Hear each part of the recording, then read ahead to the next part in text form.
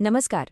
कभी सोचा है कि अगर देश पर कोई बहुत बड़ी मुसीबत आ जाए, मतलब कोई जंग छिड़ जाए या आर्थिक संकट गहरा जाए, तो हमारा संविधान, हमारा कॉन्स्टिट्यूशन देश को बचाता कैसे है? इसी के लिए हमारे संविधान में कुछ बहुत ही पावरफुल आर्टिकल्स हैं, खास तौर पर आर्टिकल 351 से लेकर 360 तक। तो चलिए आज इन्हीं की गहराइयों में उतरते हैं और समझते हैं कि ये काम कैसे करते हैं।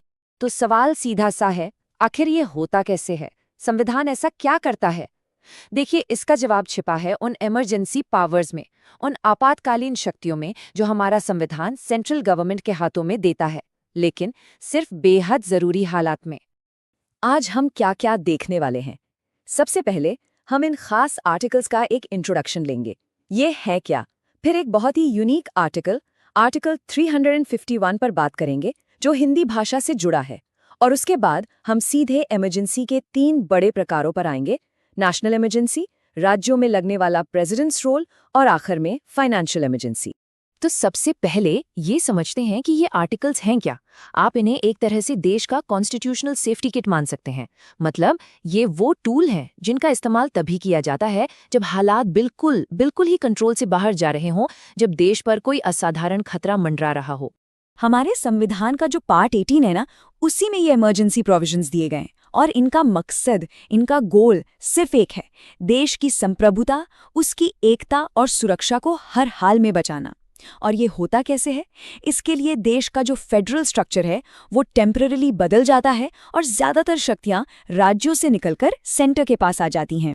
अच्छा, अब इससे पहले कि हम इमरजेंसी की बात करें, इन आर्टिकल्स के ग्रुप में एक आर्टिकल ऐसा है जो बाकियों से एकदम अलग है। इसका लेना देना किसी संकट या इमरजेंसी से नहीं है, बल्कि देश को एक अलग ही लेवल पर जोड़ने से है। ये है आर्टिकल 351। ये आर्टिकल यूनियन गवर्नमेंट को, यानी केंद्र सरकार को, एक डायरेक्टिव देता है, एक निर्देश। और वो निर्देश क्या है कि हिंदी भाषा के प्रचार प्रसार और विकास के लिए काम किया जाए। लेकिन इसका लक्ष्य सिर्फ हिंदी को प्रमोट करना नहीं है, बल्कि उसे इतना सक्षम बनाना है कि वो भारत के कंपोजिट कल्चर, यानी हमारी जो मिली जुली संस्कृति है, उसकी आवाज बन सके। और इस लक्ष्य को पूरा करने के लिए 3 बातें कही गई हैं। पहली बात, हिंदी को ऐसा बनाया जाए कि वो भारत की डाइवर्सिटी को, उसकी विविधता को एक्सप्रेस कर सके। दूसरी, इसकी वोकैबुलरी को और रिच बनाया जाए, खास तौर पर संस्कृत और दूसरी भारतीय भाषाओं से शब्द लेकर। और तीसरी और बहुत ज़रूरी बात, इसे टेक्नोलॉजी, साइंस और एडमिनिस्ट्रेशन की भाषा के तौर पर भी डेवलप किया जाए। चलिए अब बात करते हैं इमरजेंसी के सबसे गंभीर रूप की, नेशनल इमरजेंसी।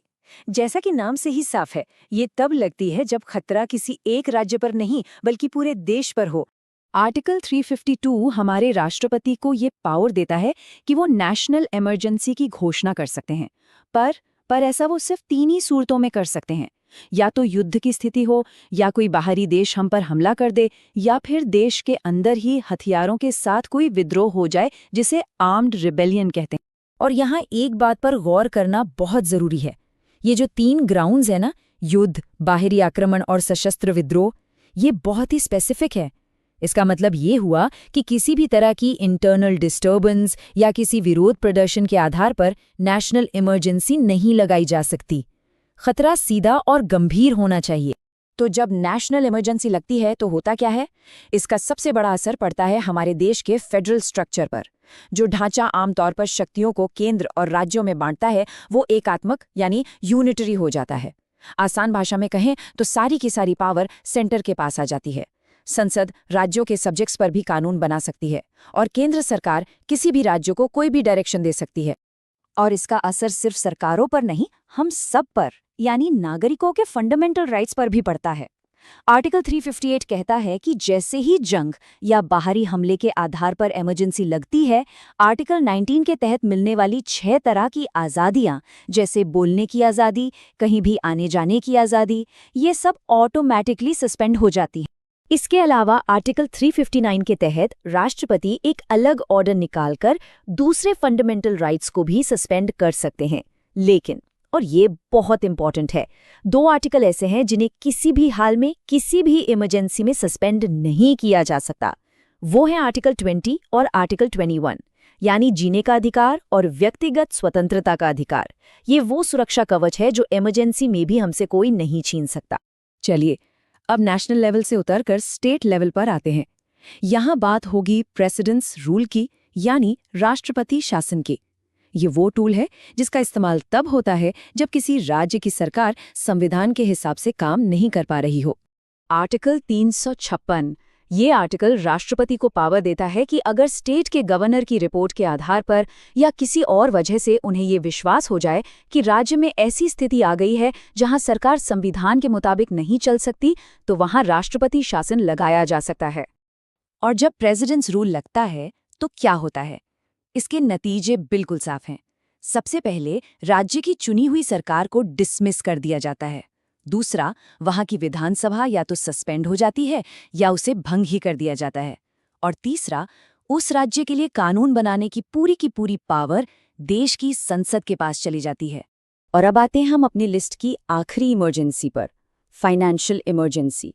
इसके बारे में सबसे इंटरेस्टिंग फैक्ट, सबसे हैरान करने वाली बात जानते हैं क्या है? ये हमारे संविधान में मौजूद तो है, पर आज तक भारत के इतिहास में इसका इस्तेमाल एक बार भी नहीं हुआ है। आर्टिकल 360 कहता है कि राष्ट्रपति फाइनेंशियल इमरजेंसी की घोषणा तब कर सकते हैं जब उन्हें लगे कि देश में ऐसी सिचुएशन आ गई है जिससे भारत की फाइनेंशियल स्टेबिलिटी यानी वित्तीय स्थिरता या उसकी क्रेडिट, उसकी साख को खतरा है। और सोचिए, अगर ये कभी लग जाए तो होगा क्या? केंद्र सरकार के पास जबरदस्त फाइनेंशियल पावर्स आ जाती हैं।